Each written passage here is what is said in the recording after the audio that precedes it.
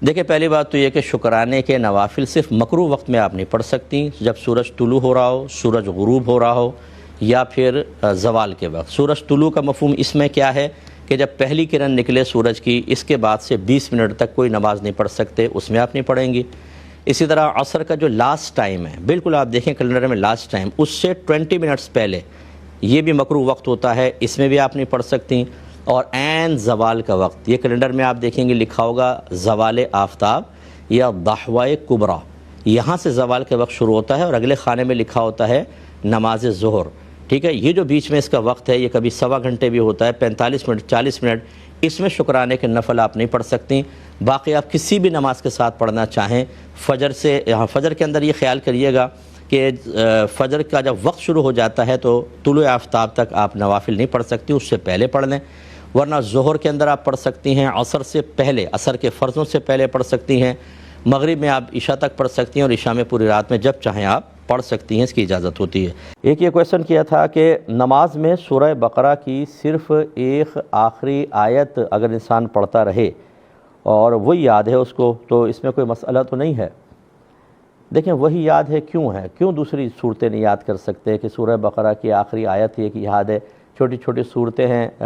30ویں سپارے کے اندر، ان کو بھی یاد کریں، لیکن بہرحال جب تک انسان کو مزید کچھ قرآن یاد نہ ہو، ہر رکعت میں جو قرآن یاد ہے اسی کو پڑھ سکتے ہیں، ان کی نماز بالکل ہو جائے گی۔ 3 دن تک سوگ منا سکتے ہیں، اس کے بعد کچھ نہیں کر سکتے۔ ہمارے پاکستان میں بھی ایسا ہوتا ہے کہ جیسے فرض کر لیں کہ رمضان میں انتقال ہو گیا والد صاحب کا، اب جو کہ پہلی عید آئی، جی اس میں ہم عید نہیں منائیں گے۔ کیوں نہیں منائیں گے عید آپ؟ ایک ہے کہ جی دل نہیں چاہ رہا ہمارا، ٹھیک ہے کوئی بات نہیں، آپ کا دل نہیں چاہ رہا، آپ نے اچھے کپڑے نہیں پہنے، آپ نے زیادہ شوخی کا اظہار نہیں کیا کیونکہ تازہ موت ہوئی تھی، کوئی بات نہیں، لیکن ایک ہے کہ اس کو واجب سے سمجھنا کہ نہیں، پہلی عید پہ اگر کریں گے تو لوگ کیا کہیں گے، اور لوگ بھی آ جاتے ہیں گھر کے اندر کہ یہ پہلی عید تھی، ہم نے کہا چلو تعزیت کر لیں۔ یاد رکھیں تعزیت صرف 3 دن تک ہوتی ہے، اس کے بعد تعزیت کرنا خلاف شرع ہوتی ہے، یہ بھی بدعت ہوتی ہے، خامخواہ غم تازہ کرنا۔ 3 دن کے بعد بس ختم، پھر چاہے والد ہوں، والدہ ہوں، بیوی کا انتقال ہوا ہو،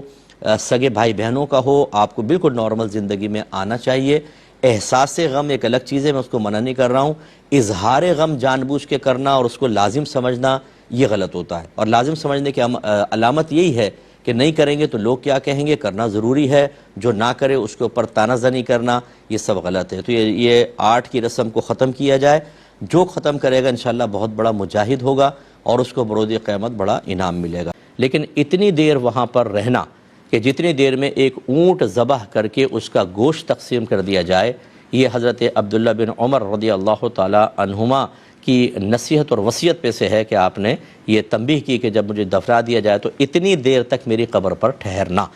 تو یہ اس زمانے میں اونٹ ذبح کرنا فوراً کرتے تھے اور بڑے بڑے پارچے تقسیم کرتے تھے، کوئی بوٹی بنا کے نہیں کرتے تھے کہ آپ سمجھے کہ 4-5 گھنٹے لگیں گے، یعنی 1-2 گھنٹے مردے کے پاس وہاں پر رہنا چاہیے۔ وجہ اس کی یہ ہے کہ وہ ایک نئے ماحول میں جاتا ہے، وحشت ہوتی ہے، اگرچہ وہ مر چکا ہے لیکن احساسات اور شعور اس کے ابھی بھی زندہ ہوتے ہیں، وہ محسوس کرتا ہے، لوگوں کو رونا محسوس کرتا ہے۔ حتیٰ کہ بخاری کی روایت نبی کریم صلی اللہ علیہ وسلم فرماتے ہیں کہ جب لوگ مردے کو دفنا کر چلتے ہیں تو مردہ ان کی جوتیوں کی کھڑکھڑاہٹ یا سرسراہٹ کو سنتا ہے،